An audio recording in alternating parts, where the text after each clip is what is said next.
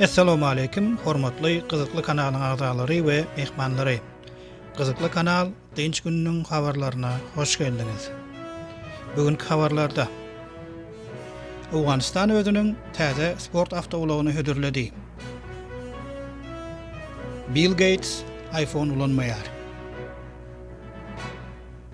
Apple'ın täze MacBooklary hödürlendi. ChatGPT käbir işleri yok edermika?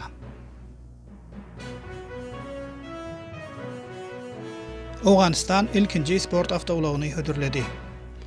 Awganistan MADA 9 atly täze sport awtobusynyň prototipini hödürledi. Entop kompaniýasy we Awganistanyň Teknik institutynyň bilelikdäki ýasan bu awtobusy görenleriň aklyny haýrana galdyrdy. Doğulu görünüşünde ýyglanmasyna 10 ýyl töweregi wagt sarp edilen bu awtobus ýakynda Katarda geçiriljek awtoşowda ilkinji Awgan awtobusy hökmünde görkeziljekdir. Awtobusyň teknik häsiýetleri hakynda aýdyp geçsek, ol 2000-nji ýylda öndürilen Toyota Corolla'nyň 4 silindirli motoruny ulanýar. Şol sebäpli de onuň bahasynyň beýleki sport awtobusllardan pes bolmagyna garaşylýar. Apple täze MacBooklary hödürledi. Şu aýyň 17-sinde Apple MacBook Pro'nyň täze modellerini hödürledi. Täze MacBook Pro'lar M2 Pro we M2 Max çipleri bilen işleýär. We bu çipler hem Intel çiplerinde işleýän MacBooklardan 6S çalt işleýär.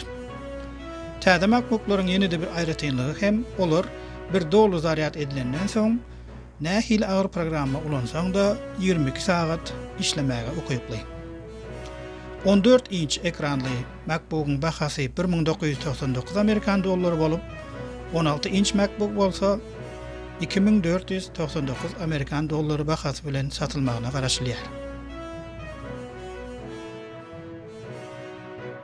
Ilmy gözlegi işleri we täze açyşlary amala aşyrmak boýunça işleýän kompaniýa bolan OpenAI'yň döreden emeli intellektli ChatGPT adly boty dürli hili aňsat we çylşyrmly muşlary ýerine ýetirmek bilen bütün dünýädäki adamlary haýrana galdyrdy.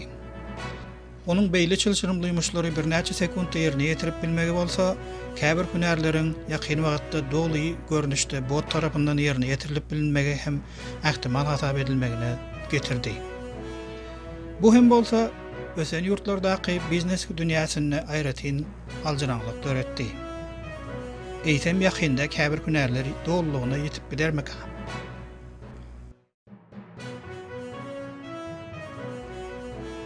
Bill Gates iPhone ulanmaýar. Microsoft gurujularyň biri, Amerikaly milliarder Bill Gates özüniň diňe Samsung telefonlaryny ulanýandygyny aýtdy. Aýratynam ol Samsung Z Fold ulanýar. Onun aýtmagyna görä, Samsung telefonlary Windows programmalaryny ulanmakda has amatly. Ol Samsung kompaniýasynyň şu wagtky ýolbaşçysy Lee Jae-yong'un oňa ýakynda şol Samsung Z Fold'un täze modelini hem sowgat berendigini aýtdy.